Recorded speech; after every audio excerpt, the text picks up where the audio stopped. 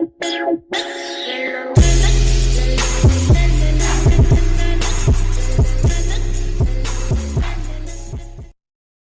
we are explain the golden ratio by definition and by computation. By definition, the golden ratio is a special proportion represented by Greek letter or small letter p. It occurs when a line is divided into two parts such that A and B with A less than B and less than 0. So we represented it by this kind of interval. So we have a line, then on a line divided into two parts.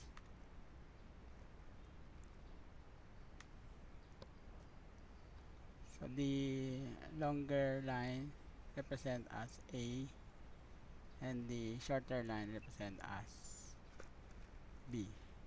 So meaning the golden ratio occur when the sum of A plus B over B, or rather over A. This is over A.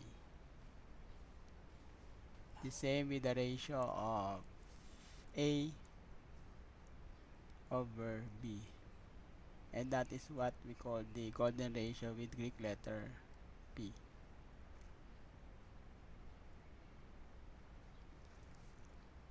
Okay, so by this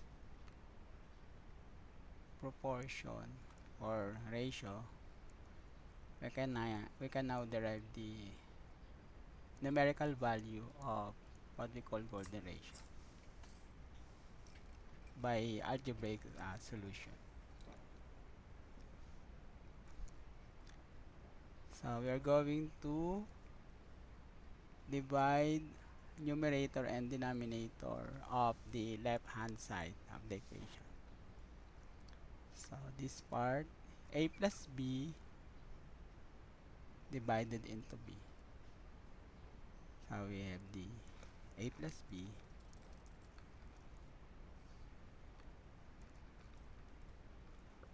A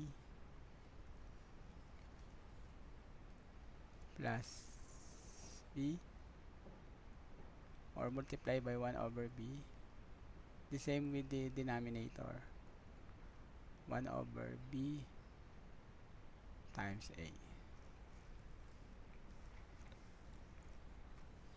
So the same with A over B.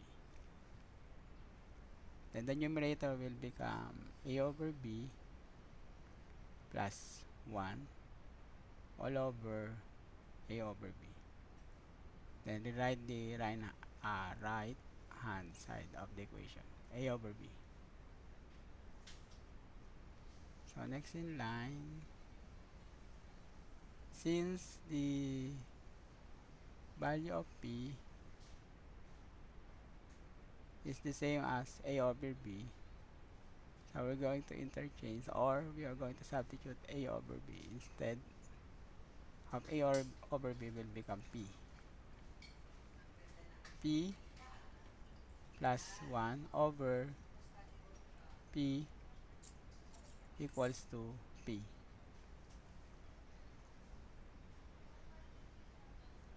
Okay, next.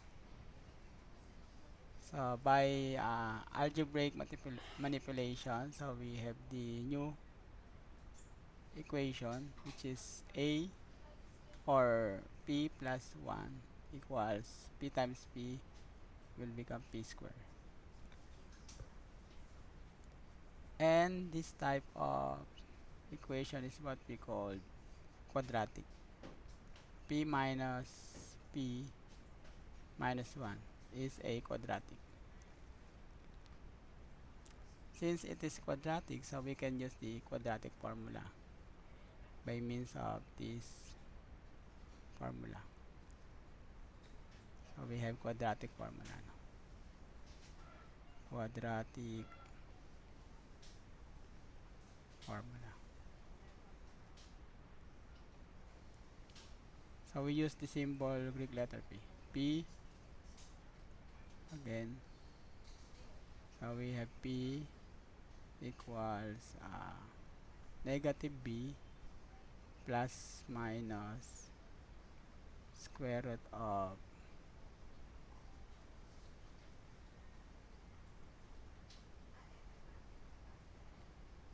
square root of B square minus 4AC all over 2A. Ayan. So from the quadratic P symbol, this quadratic P symbol, meaning the value of A is 1 and B is negative 1 and C is negative 1. Okay. So we use that value for final numerical value of the P.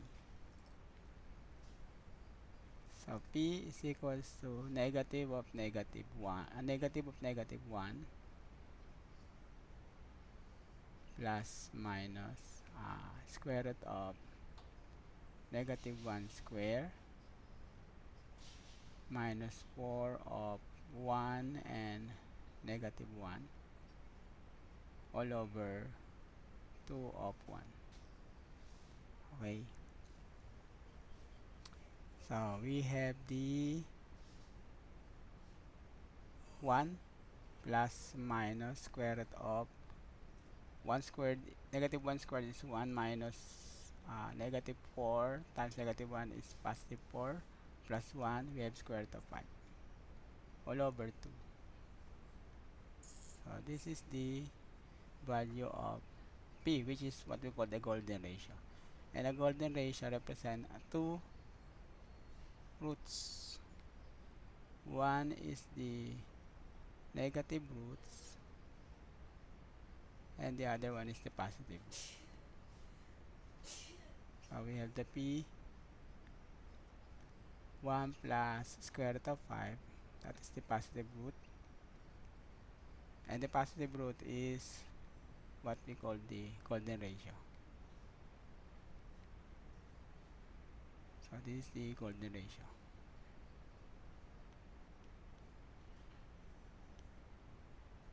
And the negative root is what we call the reciprocal of the golden ratio. So the negative root, the other root, which is 1 minus square root of 5 over 2 is the inverse of the golden ratio.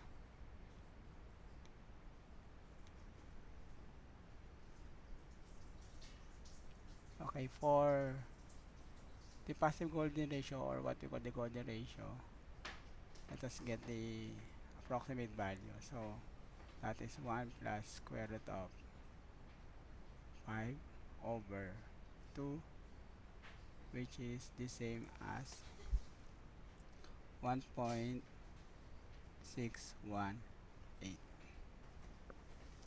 and that is the golden ratio. And that's it.